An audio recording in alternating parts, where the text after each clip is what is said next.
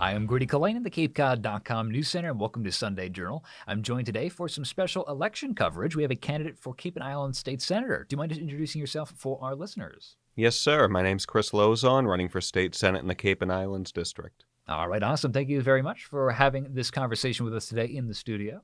I appreciate you having me down again. Yeah, a returning face actually to the program, right? Because this is your second time running.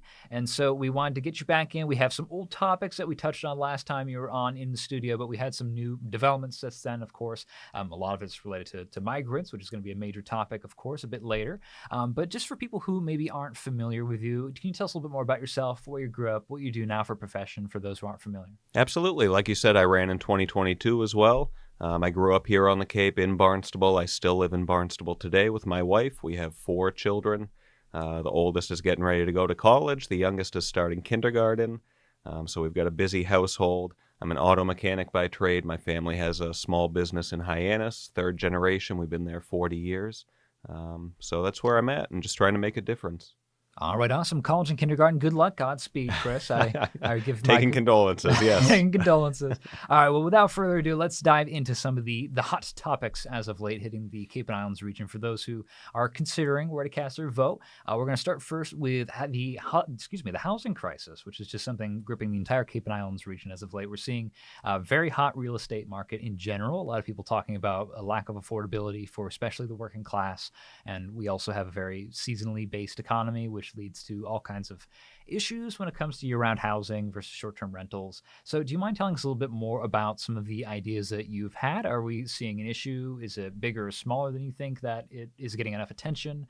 We've been hearing more about EDUs, mixed-use development, things like apartments, basically bylaws, and what you think the state's role would be in helping to alleviate this issue. Absolutely. So housing is the perennial issue, and it's been an issue on the Cape and Islands longer than I've been alive. It's constantly an issue of not enough housing, not enough affordable housing. And to me, I take an approach of bottom up when it comes to government. I don't think the state should be imposing mandates, blanket regulations that affect all communities the same way. Localities know what's best for their towns. So solutions for Barnstable are different than solutions for Truro. There's different needs in every community. So when I'm looking at an issue like housing, certainly things like ADUs, I'm very encouraged by the increase in ADU availability. Local towns have changed their bylaws to allow by right ADUs. I'm very much in favor of that. I'm in favor of density where it makes sense. The apartments in Independence Park, I think, are great. That's already a densely developed area. It has access to the downtown area, to public transportation. It's in an area that makes sense. We don't want to see that happen in our neighborhoods. Obviously, we want to keep our rural areas, keeping that Cape Cod charm. So that's why I say different needs in different areas. And we're seeing some of the effects of some of the statewide policies like the MBTA Communities Act. There's towns across the state right now grappling with that, which is forcing them to put high-density developments within close proximity to MBTA services. And again, I think that's a good idea in some places, but for the state to force that on communities is wrong, in my opinion.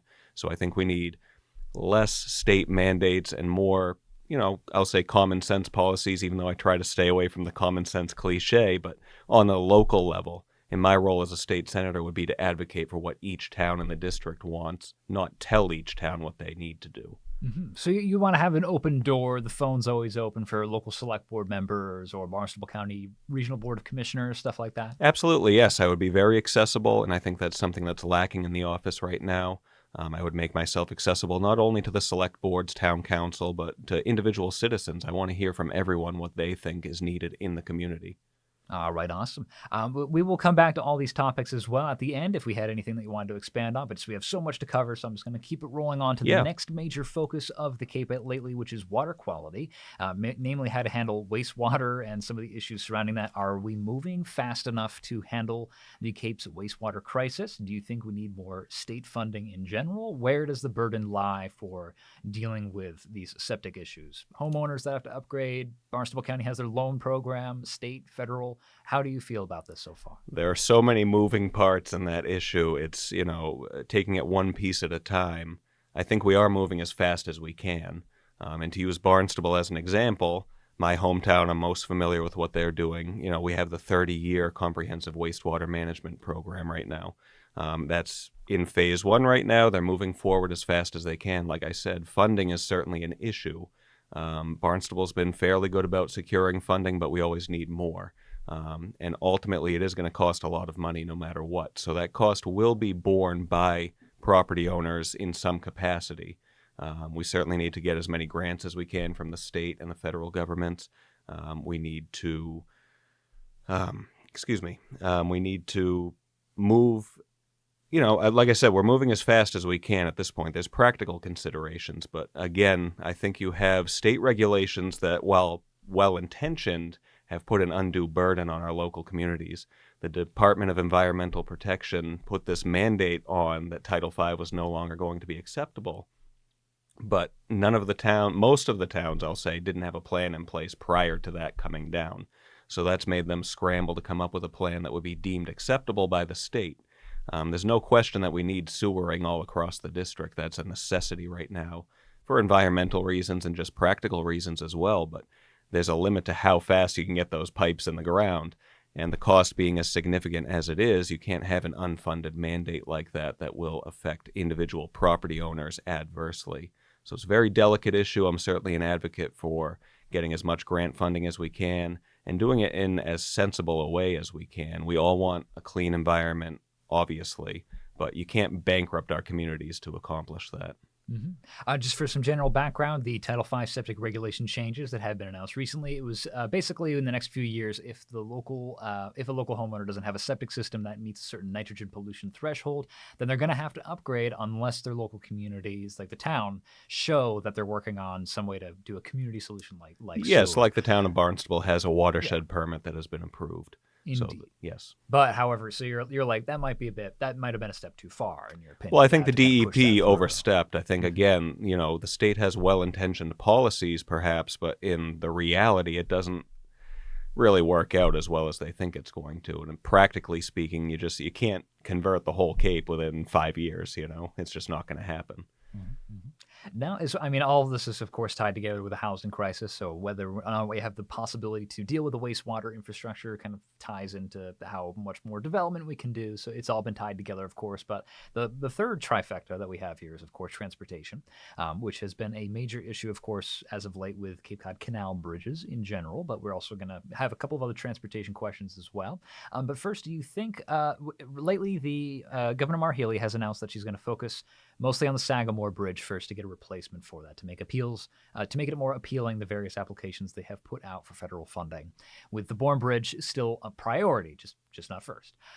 Do you agree with that standpoint? What are your thoughts on how to get the aging canal bridges replaced? Well, I think that's an interesting tack to take, and I credit Governor Healey for, going in a different direction to try to get the job done. This is another topic, same with the sewer. This is something that should have been addressed 30 years ago. We should have started this process a long time ago. And it's something that's languished. Money's been spent on studies and, recommendations for years and years and years, but nothing's been done. It's a good sign that the federal government is starting to talk about money. That won't be guaranteed until the final federal budget is in place, which that's always up in the air. But it's good that there is movement on it. I think we need to make sure that we have a comprehensive plan, even if the Sagamore is going to happen first. Needs to be in the context of the overall project. So that includes not only the Bourne Bridge, but also ancillary roads, the highways. I think we need upgrades to all of these things. We need to widen the roadways leading to the bridges to handle that capacity. It doesn't matter if you make the bridges wider if none of the other roads can handle that.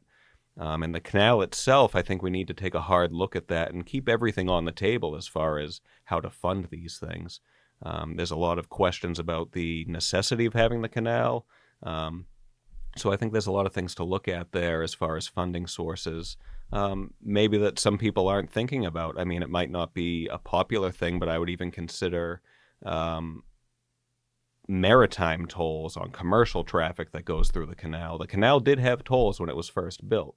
That's something that a lot of people may not know. If the canal is still economically necessary for commerce, we may want to look at putting a toll on commercial traffic that travels through the canal. unless I would put an exemption in there for anyone who's based out of the marinas in the canal, if there's any fishermen or anything else in the marina. But any commercial traffic that travels through the canal, I think we need to look at that as a possible funding source to help with that maintenance. A very interesting recommendation, as well as potential. I mean, we've reached the point where I now have to go over the bridge very often myself, and it's quite narrow lanes, and every day suddenly filling in the canal feels a little bit more appealing. But Well, I've heard that too, and that's impact. I think we need to be open to all of those suggestions because something needs to happen. Yeah, very important stuff. But okay, so just want to emphasize that the Bourne Bridge needs to stay on the radar and keep that in the timelines as well. So this is kind of pointing because you are in the automotive industry, and so I want to talk with you about EVs and chargers, and essentially how that impacts with the hospitality industry of Cape Cod. Particularly, we have should hotels and short-term rentals install chargers? How are EVs kind of playing into the future of Cape Cod? We've been speaking with Paul Nidzuki of the Cape Cod Chamber of Commerce recently, and he emphasizes that it is the car that brings people to the Cape every summer. That is the way we make our money when it comes to that busy summer, the tourism dollars. It's less people flying in, though we love the Cape Cod Gateway Airport, but it's those two bridges and all of their vehicles. So how does EV play into the future of the Cape's economy for you? Well, for me specifically, again, going back to, generally being against government mandates of any kind, currently the state is requiring that all new vehicles sold in Massachusetts by 2035 be electric, which I don't agree with. I don't have any problem with electric vehicles. Like you said, I'm a mechanic.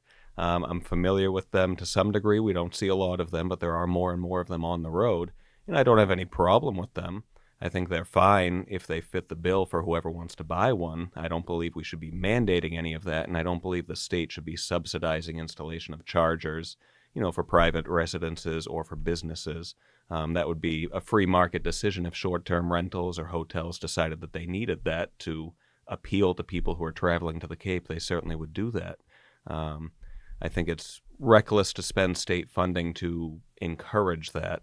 And EV vehicles, the technology, it's promoted as a very green thing because there's no emissions from the tailpipe, but there's a whole process that leads to the point of that car being produced that's not as green as you might think.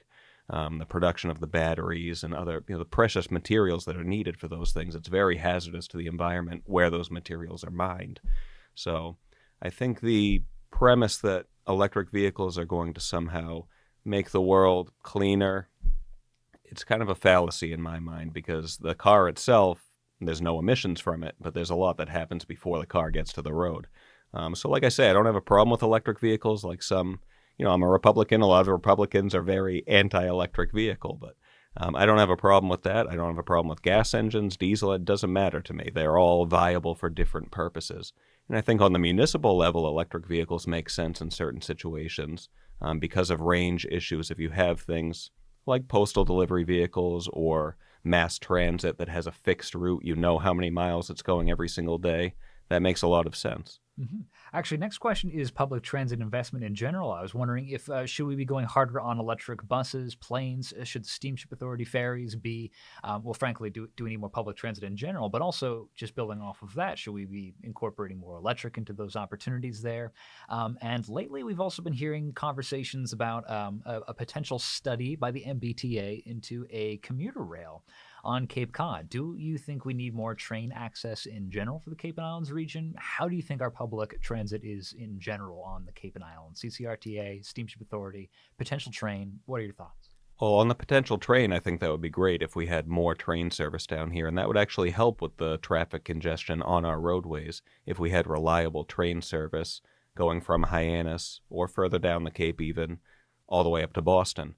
That would help a lot with summertime traffic. I think a lot of people would take advantage of that. The Cape Flyer program's been very successful, so I think expanding that with more regular service would be a great thing.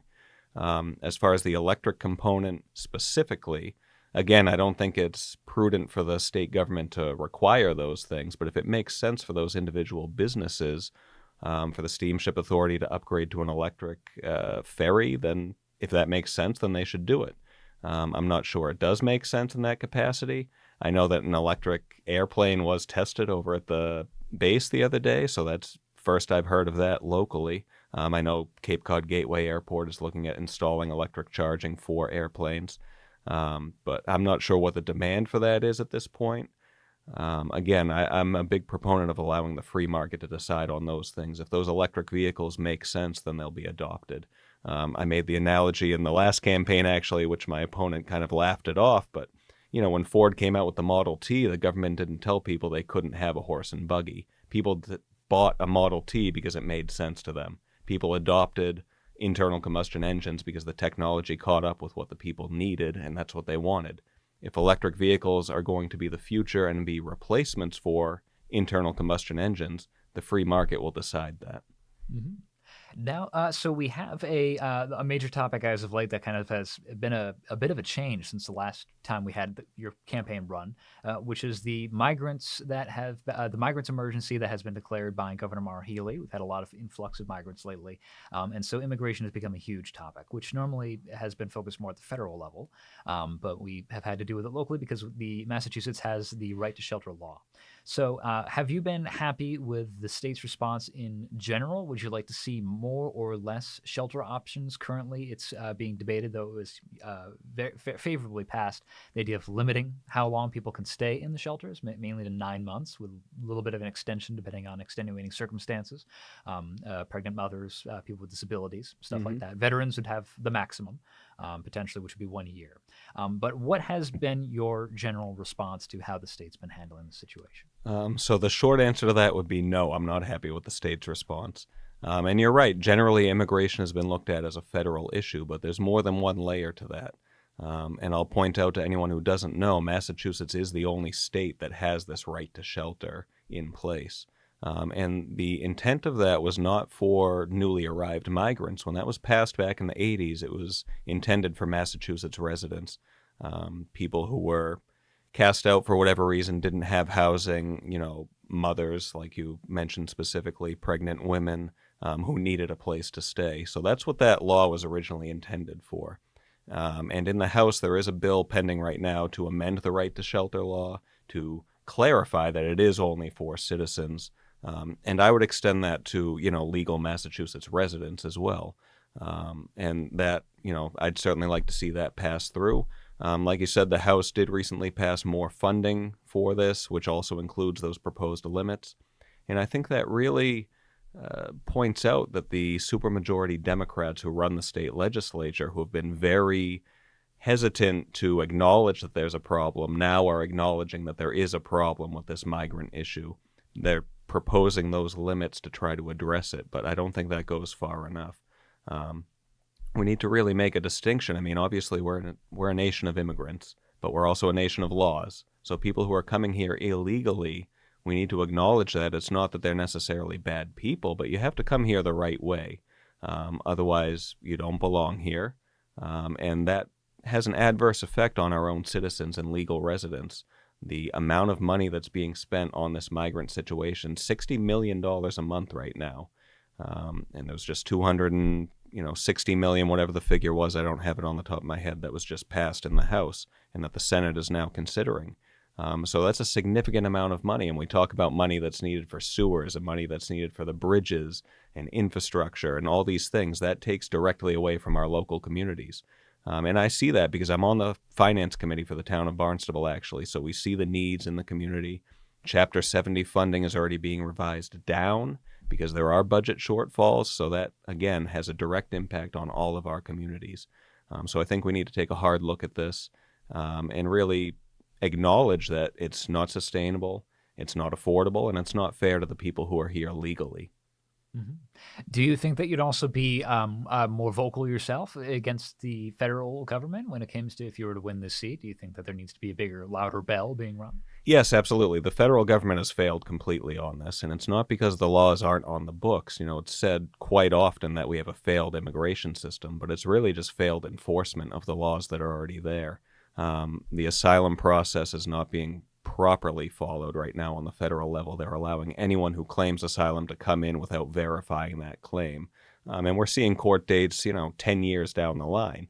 None of those people who are staying here in the country for 10 years are ever going to be removed from the country, in my opinion. It's highly unlikely at that point, if they show up for the court date, that they'll be removed after being in the country for that amount of time. And again, that adversely affects the local community as far as funding and resources during that period. All right, as well, we have other topics to cover, including internet access. That's been a hot topic as well, digital equity and technological futures in general for the Cape and Islands. Lately, we've been seeing a lot of conversations from Barnstable County commissioners. Mark Forrest has been vocal about digital equity importance. We've been seeing the Massachusetts Internet Broadband Institute, I believe, that has been pushing affordable broadband for people that are living in affordable homes, for example. But what do you think in terms of locally? How does internet play into local commerce? Maybe you as a local business owner can maybe comment about how you use it as well. But should it be the state's responsibility to get more access to residents, and are current programs enough? Can you just elaborate more for us on those? Yeah, so obviously it's 2024. Internet is critical for commerce. There's everything we do involves internet.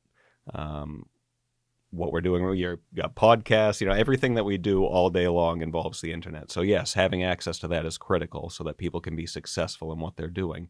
And you mentioned the Massachusetts Broadband Institute. They have a great program they're doing focused on Western Mass right now with last mile connections. That program is just about wrapped up. I believe they only have a few towns out there that they still need to address out of 52, I think they originally were servicing. So I'd like to see that program brought down to the Cape. There is funding that's made available annually for that program for the Broadband Institute, but I'd certainly be open to expanding that because I think it is critical that we get this needed broadband access to all of our communities, especially the Outer Cape. There's a lot of dead zones in different places, and those last mile connections are really the issue. There's a lot of infrastructure in place on the main routes, and even middle mile, so to speak, connections are already there, but the last mile to individual households and, rural areas, that's really where the issue is. So I certainly would be open to expanding funding for that. All right. We're about coming up on time, but I just wanted to also touch on, we have the blue economy and offshore wind in general. We've been touching on clean energy already with, of course, just south of Martha's Vineyard. We have some major developments going on. Vineyard is already producing power as well. So that is happening. Do you think, are you pro offshore wind in general? First major question, but do we need more clean energy? Is this the best way to do it? What are your thoughts on maybe local impacts for marine ecology, or even potentially for fishermen or any kind of other industries that are maritime based? What are your thoughts? Well, I would say in general, I'm not in favor of the offshore wind. When it comes to energy production, I'm somebody who is all of the above as long as it makes sense. It has to be economically viable. It has to be sustainable. Offshore wind, European projects are often cited as inspiration and proving that it's viable, but energy costs in Europe are significantly higher than they are here. So this the claim in the last election was that we would see 7 cents a kilowatt hour once the wind power is online. And that is not going to happen. We've already seen a default on the agreement because the economics didn't make sense. So that's being renegotiated right now. So the premise that we're going to have cheaper energy certainly is not true. I have concerns about the viability of it long term, especially being out in the ocean. There's going to be constant maintenance. A lot of people don't realize there's oil and other fluids running through these turbines for cooling and lubrication. There's potential leaks. There's potential fires. There's potential detrimental impacts on the environment as a result of those things being out in the ocean. And certainly the fisheries, commercial fishermen have raised a lot of concerns about the impact on their industry. And I know the company behind the wind power is now trying to provide them with funding to compensate for that. So I think that's kind of an admittance that there is an impact, which they were reluctant to say initially. But like I said, I'm in favor of any energy source that makes sense. But when it comes to offshore wind, I don't think it's going to be economically viable in the long term. And there's other concerns as well. You have the project itself, then you have the cable landings, which are coming into Barnstable, then you have substations that are being proposed for Barnstable. And I know that local residents overwhelmingly have a lot of concerns about those things, and it's not being heard right now. I mentioned DEP earlier. The Energy Facilities Siting Board is another state agency, a bureaucracy, unelected, has sweeping power to force things on local communities. And I think that's really a reckless use of state government. I went to a forum in October, I believe it was, last year, towards the end of the year, regarding the proposed substation in West Barnstable. And every single person there, whether they were in favor of the wind or not, expressed concerns about that substation. EFSB approved it shortly after that anyway. So I think there's a lot of concerns on the local level. And again, my approach to almost everything is going to be local up rather than state down. All right, Chris, I'm afraid we're about coming up on time now, but do you have any closing comments before we are finished with this episode? Yeah, I would just say if anyone is not happy with the direction that this state is going in, and the Cape and Islands specifically, with all these problems that we talked about, housing, wind energy, wastewater, infrastructure, and any number of other topics that we weren't able to address, like drug addiction. There's so many things that are going on the Cape and Islands, and they've been going on for a long time, and we haven't seen appreciable improvements in those things. A lot of these situations have gotten worse over the years. The incumbent has been in for 4 terms. We had long-term incumbents prior to that. It's been a continuation of that. Really, for my entire life, we've seen these things going downhill. So anyone who is disappointed with the direction we're going in, I would ask them to please look into my campaign. Go to votelauzon.com. You can find out more about what I stand for. And I think it's time for a change here on the Cape and Islands. All right. Thank you, Chris, for joining me for this conversation. Really appreciate it. Thank you very much, Grady. Appreciate it. I'm Grady Cullen in the CapeCod.com News Center, and thank you for watching Sunday Journal.